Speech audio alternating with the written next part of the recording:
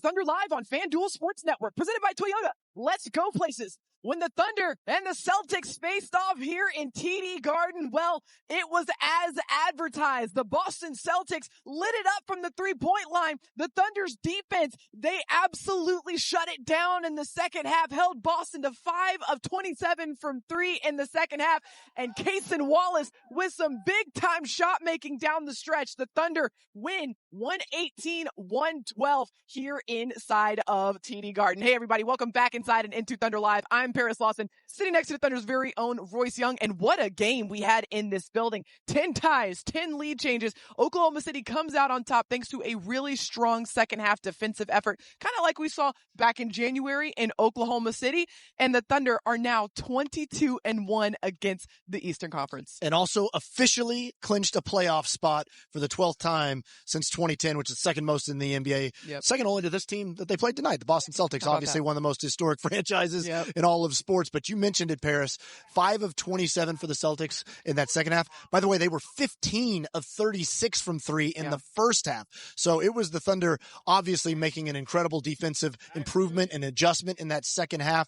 And just the overall depth that was displayed throughout this game. Obviously, SGA was fantastic, the leading candidate for MVP once again, really taking up the mantle for his team. You don't have Jalen Williams, J-Dub in this game. Chet Holmgren was just a monster, both on the glass, on the defensive end, and then kind of picking up the scoring, but also just some of the other guys chipping in. We saw the Cason Wallace 3. Kenrich Williams hit a big one early in the fourth quarter. Isaiah Joe hit a number of threes, so Lou Dort with 14 points. So just kind of that collective effort to support SGA and Chet was huge in this one. 7 players finished in double figures tonight for the Thunder. That depth on full display as they were without Jalen Williams, they were without Alex Caruso, and Oklahoma City in the second half of this game, we really saw the defensive tides shift. Now, Royce, I want to ask you what you saw on that end of the floor for the Thunder, because Boston, they're a team, they're going to shoot it regardless of what the Thunder does. They rolled out that zone in the first half. We saw it kind of slow down Boston a little bit, but in the second half, we really saw the Thunder put the clamps on Boston. I'll certainly be curious to hear what Coach Mark kind of has to say about it, but, it's not like the Thunder turned off the Celtics from 3. They still shot 27 of them in the second half. They just happened to shoot 36 in the first half. Celtics made a ton of them. This is what they do. They make lots of shots, but, the Thunder obviously did a much better job with some of those late contests and just kind of took the Celtics out of rhythm. Well, we got to get the insight from the guys who were on the call for all of the action inside of this building. Chris Fisher and Michael Cage, which I could tell you guys were yelling over some of the crowd noise here in this building. It was quite the environment. What was your perspective out there? Yeah, thank you, Paris. I mean, these are the games that you look forward to calling. You got the top team in the Western Conference going up against number 2 seed in the Eastern Conference, the Celtics. They're coming in hot, winners of 5 consecutive games. The Thunder are without Jalen Williams, coming off that game against the Denver Nuggets. And here we are, Michael. It's OKC coming out and really playing well and stealing this victory. The Thunder got 54 victories on the season. This one's got to be up there at the top because they just did so many things well over the course of the 4 quarters. Well, you're missing, J-Dub, and you're missing Alex Caruso, another defensive specialist who had been playing really good offense for the Thunder. And you come in here defending champs, you're on the road, start of an Eastern Conference road trip, and you just lost to Denver at home. So, you don't look backwards. You always look forward. You say, look, you know what? We got 53 wins. We're doing something right. And they came in here. That next man up mentality was the key. They didn't get really, for a youngest team in the association, they did not get what I would call frayed or discombobulated when the Celtics was knocking down all those threes in that first half. Royce just talked about, the 15 threes they made in the first half, but they only made 5 in the second half. They missed 43 threes tonight. 43. That's a lot. And so the Celtics, they lived and died by the three-point shot. The Thunder methodically got to the paint. They got into the bonus early in the fourth quarter, got to the free throw line repeatedly. You brought that up. The Thunder had 35 free throw attempts. I thought that was a big number for them because they don't normally get to the free throw line that much. Everybody chipped in. Paris, Royce just talked about, having 7 guys in double figures. That's a massive number when you're missing key personnel like Alex Caruso and J-Dub. I was convinced in the first half the Celtics were going to break the NBA record for the most three-point attempts in a game, which was 70. It was a great trivia question in the pregame leading up to it. I'm only surprised that they haven't done it yet this year with the way that they play.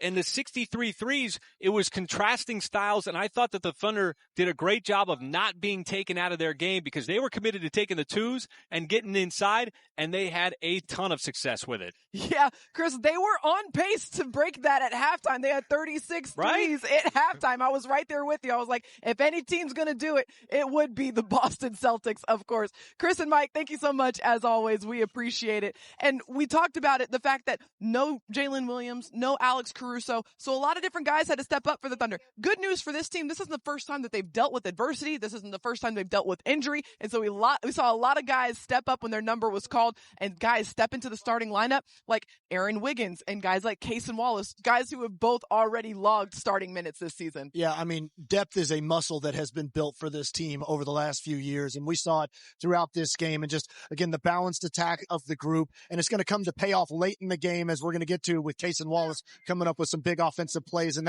a lot of that's built with rhythm. How about that catch from Chet Holmgren right there, kind of the one-hander over his head and then finishing it almost with his back to the basket. But we know what SGA is going to provide and all the attention he's going to draw. I love the minutes big to big early in that fourth quarter. That was huge. The Thunder did an incredible job, Paris, in this game. You know, normally we see J-Dub kind of taking the reins of the offense and kind of being the engine in the first 6 minutes of the second quarter, first 6 minutes of the fourth quarter. And this group with Shea sitting did an incredible job of keeping the score close and really building a lead in some of those cases. Yeah, 7 players in double figures for the Thunder in this one, and they needed all of those guys. You see the offense in this game. The Thunder shot 48% from three. The Celtics, 43. And then they also made 23s as well. So many different guys getting involved, and they needed every ounce of that scoring. But it was the defense that really was the name of the game for the Thunder. All of those guys that stepped in and gave the Thunder big minutes on offense also stepped in and gave the Thunder big minutes defensively. Kenrich Williams, you mentioned it. Aaron Wiggins had some really great defensive possessions in this one, and Cason Wallace, of course. Absolutely. This is not a one-way game. And, you know, Wiggs did not have his best offensive night. We've seen him and what he can provide as an offensive spark, but he had a couple of critical defensive plays, especially there was one in the second quarter where he jumped a passing lane, just completely read an ATO of the Celtics, had it read like a book, and just jumped that passing lane for a huge steal that turned into 2 points the other way. But you mentioned Kenrich Williams and just his physicality, his toughness. It shows up in a game like this. You mentioned it too, Paris. This was a fantastic atmosphere. This crowd was loud. On their feet. They were into it, and it took a big Kenrich Williams response three in that corner over there was a big-time shot. And then, of course, Cason Wallace with 5 big points in those final few minutes. That's the trust you have in your depth, and also the rhythm that they were able to build just throughout the game, that they're not cold when the ball's hitting Cason Wallace's hands. He's ready to shoot it. And how about just the poise and composure by those guys when everybody in this building was on their feet yelling? The Thunder so composed, a lot of execution down the stretch, knocked down the shots when it mattered. That's why they were able to walk away with the win here tonight inside of TD Garden. And stick with us here on Thunder Live, because one guy we got to talk about. How about Chet Holmgren with a 20-15 game here against Boston? Boston is stop number 1 of this 3-game road trip through the Eastern Conference and took down the Celtics 118-112. And after the game, our very own Nick Gallo caught up with Thunder big man Chet Holmgren. Chet, you guys maintained such great game plan discipline. What did it take to hold them to 5 of 27 from 3 in the second half? You know, just trusting the game plan that we had coming in. They came out hot. You know, they were hitting a lot of threes in the first half, taking a lot of threes. And, you know, we really just had to trust, you know, what the coaches put in front of us and trust that if we execute that, we'd be able to come away with a win, and that's what we did. They trapped Shea late, and guys like Cason and everybody else stepped up, made big plays. Tell me about this team. Queso hit a big shot, man. All the way down the roster, we got dudes that make plays, and, you know, we saw that tonight. We saw the competitor out of you. You helped this team win so many possessions tonight on offense, on the glass. Tell me about your mindset throughout. You know, whatever it takes to win. Obviously, you know, we're missing a hell of a player, in Dub, you know, praying for him. You know, I don't want to make it sound like he's dying, because he's not, but, you know, we miss him out here, but at the end of the day, we got to do what it takes to get it done, and that's what we did. Appreciate you, Chet. Congrats on the win. Thank you. Yeah, the Thunder certainly does have dudes up and down this roster who can make plays, including number 7 himself. How about we talk more about Chet Holmgren? He is our forward player of the game. Royce, he finished with 23 and 15. That is his third 20 and 15 game this season. And I just love the competitive mentality. Nick mentioned it to Chet right there.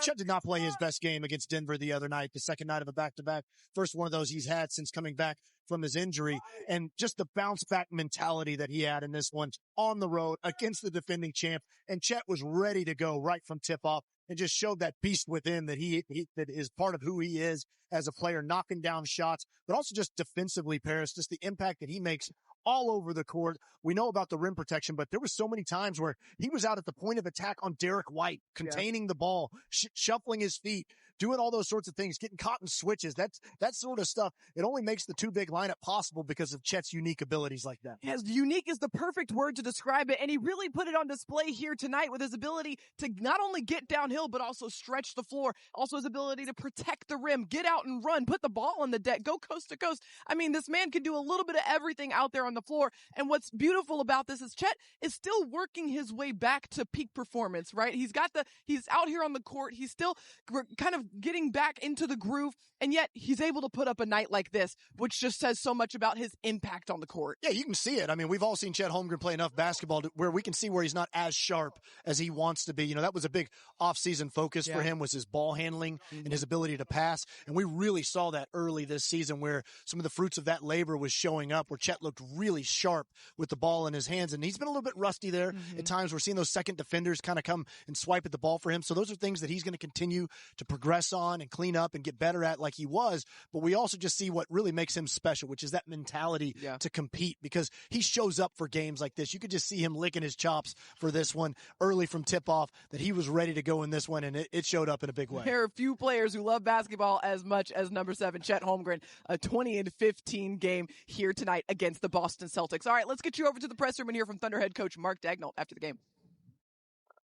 Mark, much like in San Antonio about a week or so ago, you guys seem to really maintain your game plan discipline and not overreact to the made threes early. What did you like about your defensive effort, particularly in the second half?